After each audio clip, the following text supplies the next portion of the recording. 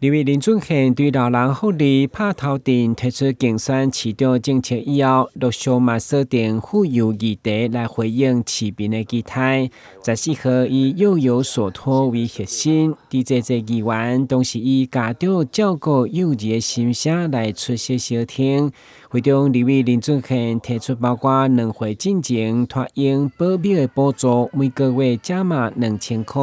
；3岁到6岁幼儿园学费嘛个补助1000，以及正式夜间甲临时托育的据点等3大福利政策，要互市区成为父母上坚强的后盾，加生嘛加持。我认为现在台南的高科技产业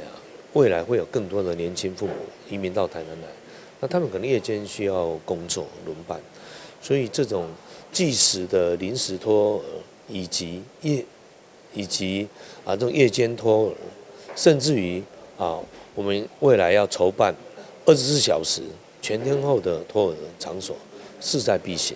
我们希望能够让爸妈呢能够没烦恼